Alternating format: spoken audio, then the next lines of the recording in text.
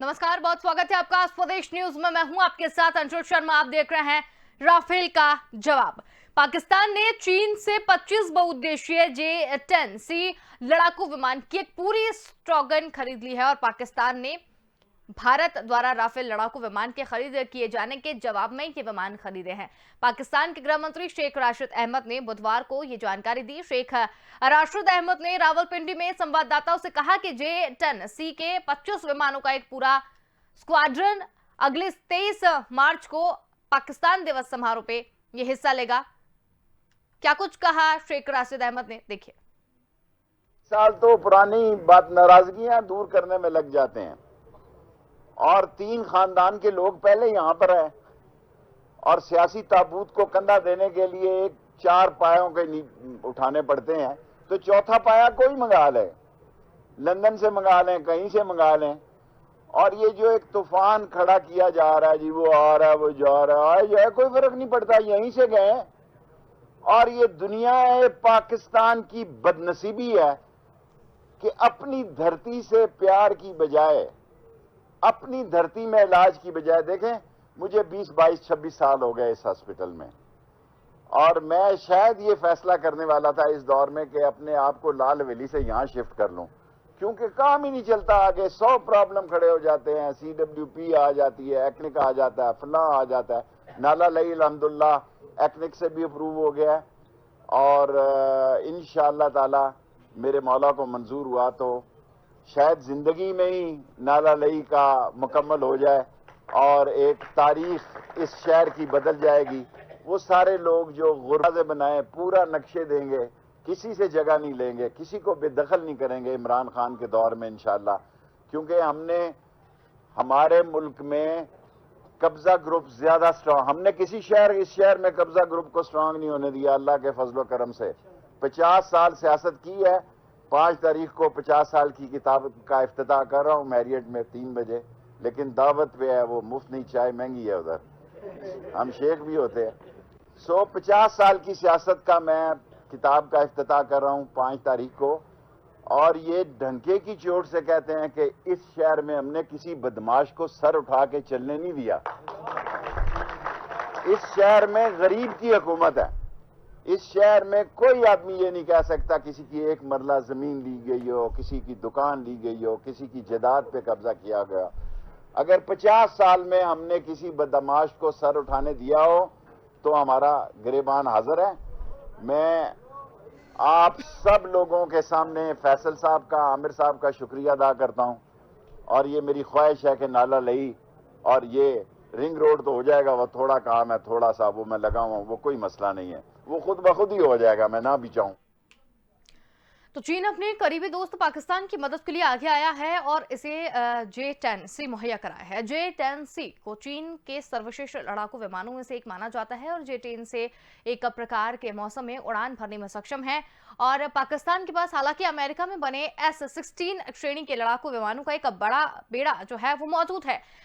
JS-10 की अगर बात करें तो फ्लाई पास्ट समारोह आयोजित किया जा रहा है। पाकिस्तान वायुसेना राफेल के जवाब में चीन के JS-10 का फ्लाई पास्ट करने जा रहा है। J-10C विमान पिछले साल पाकिस्तान चीन संयुक्त अभ्यास का एक हिस्सा था और 7 दिसंबर को संयुक्त अभियान 7 दिनों तक चला और इसमें चीन के J-10C विमान समेत कई फाइटर जेट्स ने भी हिस्सा लिया। वहीं पाकिस्तान ने JF-17 और मिराज 3 फाइटर जेट्स के साथ भी इसमें शामिल हुआ। तो इसी पर आज हम बातचीत करेंगे और जानेंगे कि किस तरीके से हमारे साथ किया जा रहा है। पाकिस्तान किस तरीके से अपने आप को सब्स्टिट्यूट दिखाने की कोशिश यहां पर कर रहा है। 2 मेहमान हमारे साथ यहां पर जुड़ गए हैं, जिसमें सौरभ दुबे रक्षा विशेषज्ञ हमारे साथ में है, अभिषेक खरे जी विदेश मामलों के जानकार हमारे साथ जुड़े हुए हैं। आप दोनों का ही सर बहुत स्वागत है। तो सबसे पहले सौरभ दुबे जी, आपसे जानना चाहेंगे कि पाकिस्तान के पास पहले से भी जेट थे, अब राफेल को लेकर भारत लगातार ये कह रहा था कि पाकिस्तान का सफाया हो जाएगा या पाकिस्तान को 2 मिनट में उसको साफ कर देंगे। राफेल के दम पर जितनी भी बातें थी वो हो रही थी, लेकिन अब चीन से उसने एक नया J-10C विमान खरीद लिया है। क्या ये राफेल का सब्स्टिट्यूट लेकर आया है? अंशुल, आज सुबह सुबह जब मैं पाकिस्तान की हेडलाइंस देख रहा था और उन हेडलाइंस के बाद में अब इस तरह की खबर का आना मेरे लिए हैरत करने वाला है, क्योंकि वहां पाकिस्तान की आवाम ये कह रही थी कि या तो ऊपर वाला इस आवाम जिससे नफरत कर रही है ऐसी सरकार उसको खत्म कर दे, या फिर ऊपर वाला उन्हें ही खत्म कर दे। पाकिस्तान की हालात अब कुछ इस तरह की हो चुकी है, जिस मिनी बजट के नाम से पाकिस्तानियों पर अत्याचार किया गया है, वहां की आवाम पर अत्याचार किया गया है। आप सोचिए, छोटे बच्चों के दूध तक पर टैक्स लगा दिया गया, वो भी भारी भरकम टैक्स। बिल्कुल। और इधर दूसरी तरफ अपना पैसा हथियारों को खरीदने में जाहिर कर रहा है पाकिस्तान, और वो भी ऐसे हथियार जो मैं ये कहूंगा कि चीन को भी कवाड़ ठिकाना लगाने के लिए पाकिस्तान जैसा देश ही मिला। तो राफेल से ऐसे तुलनात्मक अध्ययन अगर किया जाए इन फाइटर जेट्स का, तो तुलनात्मक अध्ययन संभव ही नहीं अंशुल। वो इसलिए क्योंकि राफेल को अफगानिस्तान में उपयोग किया जा चुका है, दुनिया के दूसरे कई सारे देशों में युद्ध के वक्त में उपयोग किया जा चुका है, और राफेल का महत्व जो है दुनिया के सामने आ चुका है। जबकि ये एक ऐसा विमान जिसके पास अभी कोई अनुभव नहीं है। अगर इन विमानों के पास कोई अनुभव होता, इनकी कहीं कोई अहमियत होती, तो पाकिस्तान के अलावा दुनिया के दूसरे देश भी इन विमानों को खरीदते। और सबसे बड़ी बात, राफेल की जो तकनीक है वो सिर्फ भारत के पास है, और भारत ने तकनीक लेते वक्त ही ये शर्त रखी थी कि ये तकनीक पाकिस्तान के पास किसी भी तरीके से नहीं पहुंचनी चाहिए। लिहाजा राफेल से पाकिस्तान के फाइटर जेट की तुलना करना कहीं से उचित नहीं होगा। दूसरी एक बड़ी बात कि इस समय फाइटर जेट तो अफगानिस्तान में भी है, लेकिन उन्हें उड़ाने वाले पायलट कहां से लाएंगे? बिल्कुल। क्योंकि पाकिस्तान के जो पायलट हैं उनकी प्रतिभा दुनिया के दूसरे देशों से छुपी नहीं है। उनके लाइसेंस को मान्यता देने में दुनिया के अन्य देश आनाकानी करते हैं, और उन्हें बहुत अच्छी तरीके से फाइटर जेट उड़ाने नहीं आते। इतने ट्रेंड पायलट नहीं है पाकिस्तान के पास। अब पाकिस्तान उन्हें म्यूजियम में रखना चाहता है तो एक अलग सी बात है, इस तरह के फाइटर जेट्स को खरीदकर अंशुल। बिल्कुल बिल्कुल, आपकी बात से सहमत है। हमारे साथ अभिषेक खरे जी भी जुड़े हुए हैं। अभिषेक जी, राफेल की तो यहाँ पर बात कर ली गई, और पाकिस्तान के क्या हालात है बहुत ही अच्छे तरीके से सौरभ दुबे जी ने हमें बता दिया। लेकिन सवाल मेरा आपसे ये है कि हमारे राफेल और पाकिस्तान के J-10C जो कि अभी हाल ही में चीन के द्वारा खरीदा हुआ है, उसमें से बेहतर कौन है? देखिए, आपकी बात शुरू करने से पहले जो अभी दुबे जी बता रहे थे, मैं उसकी वही बात उनकी आगे बढ़ाऊंगा। बिल्कुल। कि एक जगह एक देश के पास इस समय इकोनॉमी की हालत खराब है, कंप्लीटली बिल्कुल नष्ट हो गई, दिवालियापन के कगार पे खड़ा हुआ है पाकिस्तान। उनका जो रुपए है वो इस समय 180 पाकिस्तानी रुपए के बराबर $1 पहुंच चुका है। खाने की चीजें बहुत बढ़ गई हैं, दाम बहुत बढ़ गए, बहुत महंगाई है, बहुत बुरी स्थिति में है इस समय। और उस स्थिति में वो भारत से मुकाबला करने के लिए अगर वो इस तरह के फाइटर जेट खरीदने की कोशिश कर रहे हैं, तो इसका मतलब ही है कि कहीं ना कहीं बहुत ज्यादा प्रॉब्लम और है। और दूसरी बात, जैसा कि दुबे जी कह रहे थे, मुझे इस बात पे भी पूरा उनकी बात सही लगती है कि जो चाइना के फाइटर जेट है, स्पेशली जो ये J-10C है, ये तो अभी प्रूव ही नहीं हुआ है कहीं। अभी इसने किसी भी युद्ध में अभी अपनी कोई क्षमता दिखाई नहीं है। जबकि राफेल जो है वो पूरी तरह से एक प्रूवन विमान है, जिसका इस्तेमाल खाड़ी युद्ध के समय हो चुका है, विभिन्न अफ्रीकन कंट्री में हुआ है, तो काफी जगह ये प्रूवन विमान है। तो एक प्रूवन विमान से एक बिल्कुल नए किस्म के विमान जिसकी अभी क्षमताओं का एक्चुअल, देखिए क्या होता है, एक होती है आदर्श, जैसे हम कहते हैं ना फैक्ट्री कंडीशन में किसी चीज को टेस्ट करना, और एक होता है वास्तविक कंडीशन। तो राफेल फैक्ट्री और वास्तविक दोनों कंडीशन में टेस्ट हो चुका है। जबकि अगर हम बात करेंगे J-10C की, तो ये अभी किसी भी एक्चुअल परिस्थिति में इसे टेस्टेड नहीं किया गया। और विमान पूरी दुनिया में देश उन विमानों को खरीदना पसंद करते हैं, उन रक्षा से जुड़े हुए सामान को खरीदना पसंद करते हैं जो वास्तविक रूप से वास्तविक परिस्थितियों में टेस्ट पे खड़े उतरे हों। तो ये पहली चीज, ये जो विमान खरीदा गया, मुझे तो डाउटफुल ही है कि ये उतना ज्यादा कारागार या राफेल के सामने टिक पाएगा, इससे डाउटफुल है। दूसरी चीज ये है कि जो शेख रशीद जी हैं, जो पाकिस्तान के मंत्री हैं, जो कि वहां पे कॉमेडी मिनिस्टर वहीं पे कहे जाते हैं, वो हमेशा बड़े बड़े दावे करते रहते हैं। आज भी उन्होंने बड़े बड़े दावे कर दिए और जनता को बताने के लिए वो पता नहीं क्या क्या बोलते रहते हैं। तो उनकी बात को लेके भी अब पाकिस्तान में कोई सीरियस नहीं है, तो भारत में कैसे होगा? बिल्कुल। अच्छा, अब बात अगर हम करें दोनों विमान के कुछ बेसिक चीजों की, तो नेचुरल है कि अगर आप कागजों पर देखेंगे तो उनमें लगभग 70-80% समानता है। अगर आप कागजों पर देखें तो काफी चीजें एक जैसी लगती हैं जी। लेकिन वो जो 20% का अंतर है, देखिए जो 20% का अंतर है उसमें आता है पायलट की ट्रेनिंग, वास्तविक कंडीशन में उसे उड़ान का अनुभव, कितनी रिगरस ट्रेनिंग हुई है और किस तरीके से वो इक्विपमेंट को हैंडल करने में सक्षम है। तो इस मामले में मुझे लगता है इंडियन जो फाइटर पायलट हैं वो बहुत आगे हैं पाकिस्तान से और दुनिया के कई देशों के पायलट से बहुत आगे हैं, क्योंकि यहाँ पर ट्रेनिंग के लिए बहुत ज्यादा हर तरह की आदर्श परिस्थितियां हैं, बहुत रिगरस ट्रेनिंग होती है, बहुत अच्छी ट्रेनिंग होती है। उनकी ट्रेनिंग फ्रांस में भी हुई है, राफेल के जो फाइटर्स हैं, इंडिया की कंडीशनों में भी बहुत जगह ट्रेनिंग की गई है। तो मुझे लगता है वो जो 20% का अंतर है, ह्यूमन अंतर जो है वो हमेशा मशीन पे हावी रहेगा।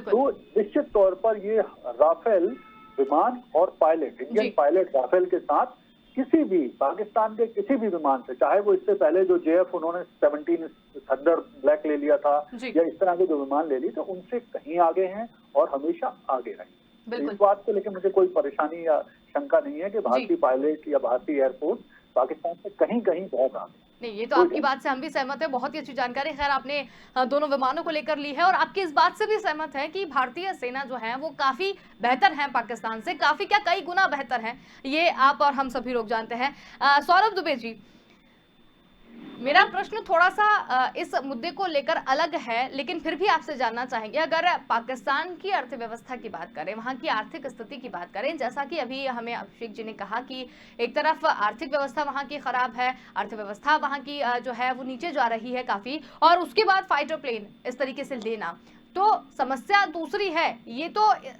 जाहिर सी बात है, समझ में ही आ रहा है।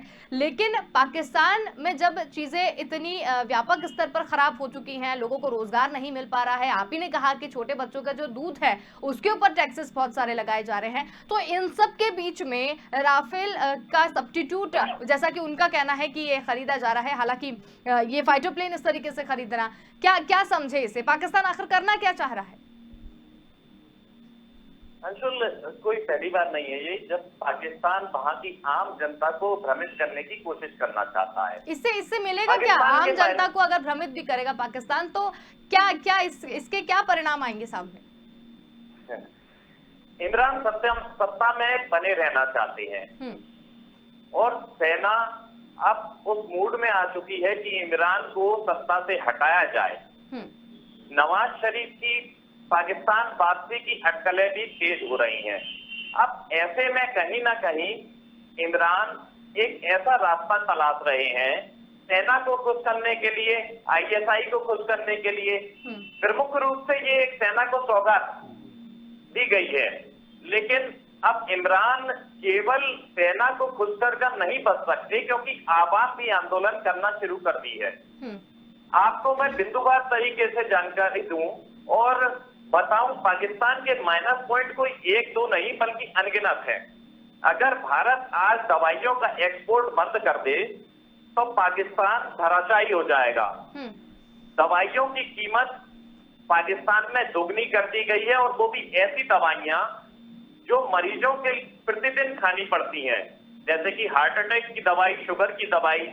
और भारत आज भी रहम करके पाकिस्तान को दवाइयों का निर्यात कर रहा है, केवल इंसानियत के नाते।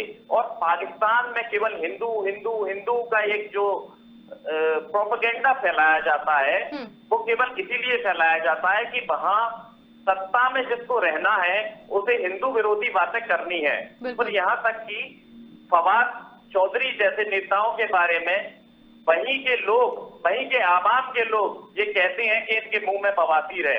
अब इससे ज्यादा और लानत की बात क्या हो सकती है? भारत उन देशों में शामिल हो चुका है जो अंतरिक्ष में कदम रखते हैं। भारत का मिशन गगनयान, उससे पाकिस्तान को सीख लेनी चाहिए कि भारत अमेरिका, रूस और चीन के बाद चौथा देश बन गया है जिसने अंतरिक्ष में अपना परचम लहरा दिया है।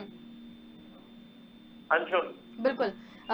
अभिषेक करे जी, आपसे जानना चाहेंगे, हालांकि आप शायद कुछ बात का जवाब आप देना चाहते हैं, लेकिन फिर भी सवाल मैं अपना रख देती हूँ, आप दोनों ही बात का जवाब एक साथ दे दीजिएगा कि चीन से अगर नया लड़ाकू विमान लेने के बाद सामरिक क्षेत्र में पाकिस्तान कितना मजबूत हुआ है, इस बात का जवाब हम आपसे चाहेंगे, बाकी आप कहें। देखिए, ऐसा है कि मैं इस विमान की एक और विशेषता के बारे में आपको जरूर आप सभी का ध्यान आकर्षित करना चाहूंगा जी। कि जो J-10C है, ये बेसिकली सिंगल इंजन का फाइटर प्लेन है और जो राफेल है वो डबल इंजन है। तो एक बेसिक डिफरेंस यहाँ भी है, काफी बड़ा अंतर ये हो जाता है। और एक और तरफ मैं ध्यान आपका आकर्षित करूंगा कि दोनों में जो वॉर हेड मिसाइल वगैरह यूज हो रही हैं, उनमें भी थोड़ा सा अंतर है। जैसे जो राफेल में मिसाइल यूज हो रही है वो है मिटियोर, हैमर और स्कल। और इसमें जो बेसिकली मिटियोर मिसाइल है उसमें सेल्फ राडार सिस्टम लगा हुआ है, जो एक बार राफेल से छोड़ने के बाद टारगेट का खुद ही पीछा करती रहती है और उसकी रेंज भी 150 किलोमीटर है। तो वो काफी संभावना रहती है कि वो जो भी उसे टारगेट दिया जाता है उसे नष्ट करते हैं। इसके कंपैरिजन में जो J-10C है, इसमें PL-10E और PL-15 मिसाइलें हैं जो उतनी सक्षम नहीं है और ना ही उनका भी प्रूवन रिकॉर्ड है। तो यहाँ पर दोनों चीजें हैं जो निश्चित तौर पर राफेल को बढ़त देती है। ये तो है पर्टिकुलर विमान के मामले में अगर हम बात करें। फिर जो J-10C है, इसका जो मूल इंजन है ये है रशियन मेड, और रशियन मेड है, अच्छा है, लेकिन इसमें हुआ क्या है कि चाइना ने फिर अपनी तरफ से इसमें कुछ R&D करके इसका डेवलपमेंट किया है। तो विशेषज्ञ इसको लेके भी डाउटफुल हैं कि जो चाइनीज R&D हुई है उसके ऊपर, तो उससे विमान के इंजन की क्षमता बढ़ी है या कम हुई, ये लेके थोड़ा सा डाउटफुल वहां पे भी। फिर एक चीज और है कि राफेल में सेल्फ सिक्योरिटी से जुड़ा हुआ एक स्पेक्ट्रा सिस्टम लगा हुआ है जो विमान को बचाने में पूरी तरह से सक्षम है। उसमें सेंसर लगे हुए हैं, जो मिसाइलें हैं उनसे उनकी रक्षा बहुत अच्छी तरह से कर सकता है। तो कुल मिला के राफेल का अगर कंपेरिजन देखा जाए तो वो हर हाल में J-10C से बहुत अच्छा विमान है, जैसा मैंने आपको बताया। और उसके साथ साथ सबसे बड़ी बात है कि चाइना की जो टेक्नोलॉजी है, वो जो दावे करते हैं, देखिए इस बात पे बहुत ध्यान से आप सभी लोग ध्यान रखें कि वो दावे जो चाइना करता है वो एक्चुअली में पाए गए हैं। और इवन पाकिस्तान में भी, पाकिस्तान को जो उन्होंने पुराना बहुत सारा सामान दिया है, बहुत सारे डिफेंस इक्विपमेंट दिए हैं, वो जो उन्होंने चेकलिस्ट वो दावे करते हैं कि ये करेगा, वो ही खड़े नहीं उतरे, मतलब वहीं पे भी वो खड़े नहीं उतरे। तो इस विमान को लेके तो फिर डाउटफुल है। और रक्षा विशेषज्ञ तो साफ तौर पे इस विमान को लेके यही बोल रहे हैं कि अभी ये इसमें जो चाइना बता रहा है उतने गुण भी नहीं हो सकते। वो आइडियल कंडीशन के जो गुण हैं वो एक अलग बात है,